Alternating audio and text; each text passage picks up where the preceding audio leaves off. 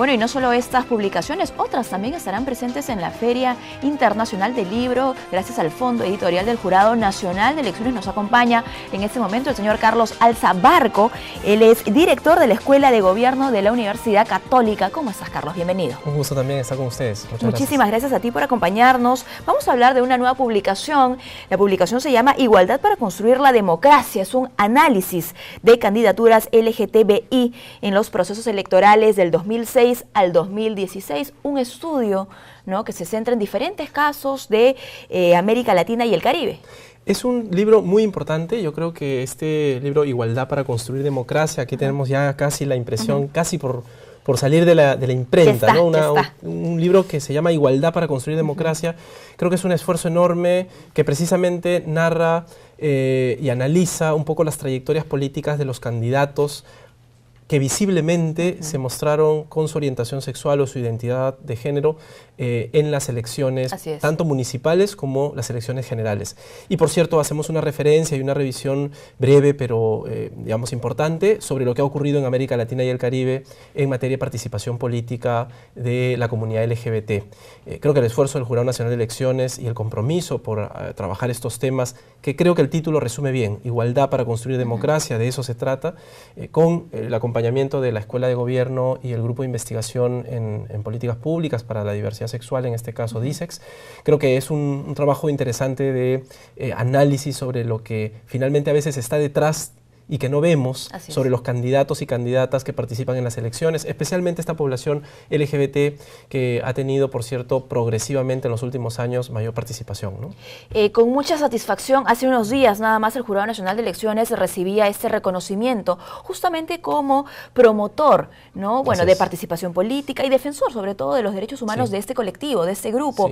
Y como bien dices, no puede existir pues igualdad, ¿no?, o democracia, perdón, sin igualdad. Exacto. Sin generar esto, ¿no? Creo que hay muchos estudios en varios países en donde se muestra cómo es que la correlación que existe entre la democracia, la educación y, por cierto, para superar los prejuicios, la desinformación y las mejores condiciones de vida de las personas sin necesariamente considerar estos elementos que son la orientación sexual, la identidad de género o eventualmente otros elementos como hoy día podríamos imaginar el origen o el sexo, que son causas de discriminación en muchos lugares. Cuando hay más educación, cuando hay más información, cuando se genera información científica, académica sobre estos temas y las instituciones asumen el compromiso de promover la igualdad, pues logramos en realidad mejores condiciones de vida para los ciudadanos y ciudadanas del país. Ese creo que es un mensaje claro y yo también me sumo a la felicitación, por supuesto, al jurado porque la Dirección de Educación, que es la que ha promovido mucho este trabajo y también, por cierto, la capacitación a funcionarios y también a miembros de mesa y a operadores del proceso electoral para no discriminar y tratar correctamente a las personas respetando su dignidad y sus derechos en su identidad de género o su orientación sexual. Creo que es muy importante y sobre todo que venga de una institución pública con la autonomía que por supuesto tiene el jurado como órgano constitucional autónomo y sobre todo por la relevancia que tienen las elecciones en un país como el nuestro, ¿no? Como bien dices, esa no puede ser pues una lucha de un colectivo, ¿no?, o de un grupo de personas. El Estado tiene que estar a la cabeza, protegiendo los derechos, ¿no?, en igualdad de condiciones para todos los peruanos. Sí. Hay varias encuestas que han ido saliendo progresivamente, ¿no? Y una de ellas en el 2014, otra un poco después, que han ido mostrando cómo es que finalmente vamos cambiando nuestras percepciones sobre estos temas que tienen que ver con la población de gays, lesbianas o personas trans, bisexuales o intersexuales. Y una de las cosas más importantes es que la población, conforme se va informando mejor, va perdiendo estos prejuicios y estas miradas que a veces generan mayor discriminación o exclusión de las personas. Y como usted bien dice, si el Estado no asume un rol garante, protector, defensor de los derechos de las personas, sin duda la comunidad es más difícil que lo haga por sí sola. Y yo creo que libros como este ayudan a construir este tipo de información y análisis, porque fíjese, hay mucho activismo a veces, y yo creo que es muy importante y es muy valioso el activismo que se realiza en materia LGTB. Hay personas que han luchado por sus derechos, por nuestros derechos, porque son los derechos además de todos, que han trabajado arduamente para que esto suceda. Pero también hay una deuda desde la academia, desde el lado académico, por construir conocimiento científico que nos permita conocer mejor cómo y qué cosa es lo que ocurre con la comunidad LGBT. Y esto es lo que aporta el libro, en mi opinión. Ese es un gran reto, ¿no? Generar conocimiento, transferir el conocimiento, pero también promover la participación política, ¿no? ¿Cómo empoderamos? ¿No? Y hay una experiencia muy importante. Fíjese, el 2014 que fueron las elecciones municipales y regionales, y el 2016, que fueron las elecciones generales, el número de candidatos LGBT ha aumentado notablemente, por lo menos visiblemente. Le llamamos visibles a aquellos que han manifestado ser gays, lesbianas o trans. Y esto es bien importante porque el número ha aumentado. O sea, hoy día tenemos 7 u 8 candidatos en cada uno de estos procesos electorales, que además de ellos han sido elegidos 2 en cada caso, y esto ayuda en la visibilidad de las personas LGBT y también, por supuesto, en la canalización de sus demandas y sus derechos ante las autoridades. Tener 2 congresistas abierta y visiblemente LGBT en el Congreso de la República es una forma, por supuesto, de canalizar demandas, tener visibilidad y demostrar además que la identidad de género o la orientación sexual no nos disminuye, ni nos hace menos, ni nos hace, sino solamente diferentes. Y que eso nos permite participar políticamente, porque además la participación política es un derecho humano y hay que exigir que se respete constitucionalmente. Es un derecho versus también a una tarea difícil y complicada, porque no podemos dejar de lado el contexto en el que vivimos y la coyuntura, lamentablemente, en la que vivimos, ¿no? de poco respeto, de mucho machismo también.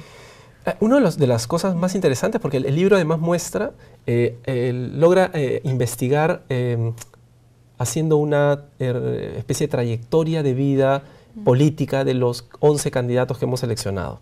De 24 hemos seleccionado 11 y de estos 11 los hemos entrevistado y hemos obtenido información sobre qué pasa en sus partidos, por ejemplo, ¿no? Entonces muchas veces los partidos les dicen, sí, participa, eres bienvenido, te vamos a respetar. Claro, quieren que participe para la foto porque soy inclusivo o realmente hay un interés, ¿no? Eso es un problema. Y por ejemplo, de las 11 entrevistas algunos dicen, sí, a mí me dijeron participa, pero me dijeron, pero no muestres tanto que eres gay, no te pongas, por supuesto, demasiados colores en la ropa, no hagas demasiada mención esto en tu campaña. O sea, hay a veces un doble discurso, ¿no? De promovamos, pero a la vez escondamos un poco. O se toma la iniciativa con temor. Sí, o ocurre también, te ayudo porque yo como líder del partido digo efectivamente que voy a apoyar a la comunidad y creo en esto, pero no tienes recursos, no tienes apoyo logístico, no tienes... no estás en el plan de gobierno. Entonces, esos elementos a veces limitan y, por supuesto, dificultan la participación política de las personas. En algún caso, el 12%, en una encuesta, el 12% de personas consideraba que la orientación sexual era una causal para el hostigamiento de la participación política durante las campañas electorales. Y eso creo que nos llama a, por supuesto, emitir recomendaciones y, por supuesto, estar atento a cómo construimos institucional dentro de los partidos y la participación política. Imagino que no solo en la campaña, ¿no? Porque una vez que la persona es escogida, ¿qué pasa también en el desempeño de sus funciones? ¿Cómo es cuestionada o fiscalizada? Es verdad. Y cómo es percibida también por la población, ¿no? A veces incluso, y eso también se muestra en el libro, hay una necesidad de moderar los lenguajes. O sea, ¿vas a decir soy gay o vas a decir en realidad tengo una orientación sexual distinta, soy diferente? Moderar el lenguaje a veces es una limitación también. Algunas candidatas, por ejemplo, lesbianas, decían, yo tengo que mostrarme y decir soy lesbiana. Y eso representa una afirmación no solo de la orientación y por supuesto de su identidad, sino además una forma de generar valor respecto a la comunidad y decirle, mira, yo soy lesbiana, soy homosexual, soy bisexual, soy transexual. Estoy aquí porque tengo derecho a estar aquí. Tengo un derecho a estar aquí. Y ha ocurrido entonces que, por ejemplo, en Trujillo, en un distrito, tenemos una regidora trans, Luisa Revilla, que ha sido elegida y que hoy día realiza su labor de trabajo de manera, por supuesto, regular, ¿no? Y la población además tiene aceptación y la respeta y hasta ella participa de las actividades formales. Y eso es muy positivo porque es una forma de inclusión y de reconocimiento de que su identidad no limita su participación política, sino que al contrario debería siempre garantizarse y estar abierta a su intervención. Es un excelente precedente. Yo creo que sí, como precedente, y tenemos 2 congresistas hoy día en el Congreso. Tuvimos un regidor también que abiertamente había dicho en un distrito de Lima, que dijo: yo soy de la comunidad LGBT y participo en las elecciones, ganó. Y así yo creo que progresivamente irá generándose un movimiento político. La escuela Empodera hoy día, que forma a... En la que participa el Jurado Nacional. El Jurado Nacional también participa y varias organizaciones de sociedad civil, y yo creo que es muy importante porque empieza a construir un espacio de participación política para personas que han estado invisibilizadas durante muchos años, y creo que tenemos derecho a formar parte de la vida política del país, y creo que el Perú además merece una presencia abierta, plural y democrática para poder seguir construyendo un país que de verdad todos queremos que sea el mejor para todos, ¿no? Y este estudio, Carlos, ¿dónde nos coloca en comparación con otros países, por ejemplo, de América Latina? Sí, en varios países ya hay representantes políticos, y quizá en otros países como Colombia, Argentina, Brasil, ya ha habido representantes abiertamente LGBT y que representan a las comunidades LGBT. En nuestro país, claro, no hay ninguna experiencia salvo las que estamos mencionando. Claro. Es nuevo, pero creo que vamos en un buen camino. Por ejemplo, el número de planes de gobierno que de los 19, entiendo, 8 tenían esta última elección temas alusivos, claro, a las propuestas para la comunidad LGBT. Y creo que eso es positivo porque nos permite ir un poco acompañando el proceso que ya en otros países está en avanzada.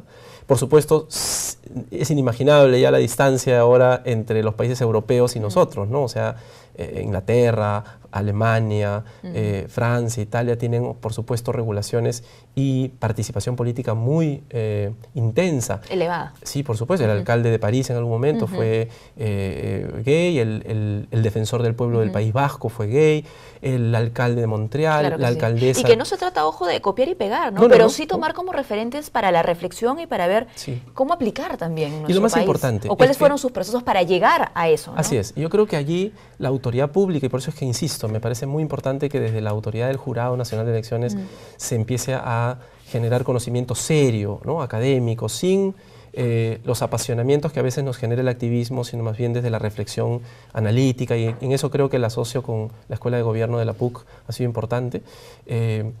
Nos permite generar evidencia de que ni la orientación sexual ni la identidad nos limita ni nos coloca en una posición inferior, sino muy por el contrario, en la posibilidad de aportar al país. Y hay muchas personas LGBT que hoy día forman parte de la administración pública, que forman parte de las autoridades del Estado, se sepa o no se sepa públicamente, y eso hay que respetarlo también en cada persona, pero estamos aportando directamente a la actividad del país y a su desarrollo. Y creo que hay que pensarlo así, hay que pensar cómo vamos construyendo institucionalidad y cómo vamos haciendo que cada uno, sin tener discriminación ni intolerancia a las formas diversas de vida, podemos ir construyendo un mejor país. Creo que todos queremos trabajar para eso, ¿no? Así es, y porque todos queremos trabajar para eso, todos estamos invitados, por supuesto, claro que sí, a la presentación de esta publicación. Me gustaría, por favor, que digas cuándo, a qué hora. En la Feria del Libro. Este es uno de los libros que se va a presentar. Va a estar el doctor Chanamep también. Así es, entiendo que comentarios, ¿no? Sí, va a estar también Pilar Rojas, Manuel Seifer por el Jurado Nacional de Elecciones. Voy a estar yo representando a la Escuela de Gobierno de la Universidad Católica. Y esto se presenta el 26 de julio a las 7 de la noche en la sala Abraham Valdelomar de la Feria del Libro. Así que los esperamos de verdad. Creo que es una experiencia muy valiosa de escuchar desde los autores, de las instituciones, lo que este libro le ofrece al país. Es una experiencia inédita y me parece de verdad que además no pretende tampoco ser determinante ni final, al contrario. Es un libro que plantea hipótesis, que plantea líneas de investigación futuras. Un primer escalón. Un primer escalón, y abriendo el camino para que los demás sigamos investigando desde las universidades y desde el Estado, y por supuesto logrando que esto siga mejorando para todos y todas. Muy bien, muchísimas gracias. Gracias a ustedes, Carlos, por acompañarnos. Hemos conversado con Carlos Alza Barco, director de la Escuela de Gobierno de la Universidad Católica. Ya saben, la invitación está hecha.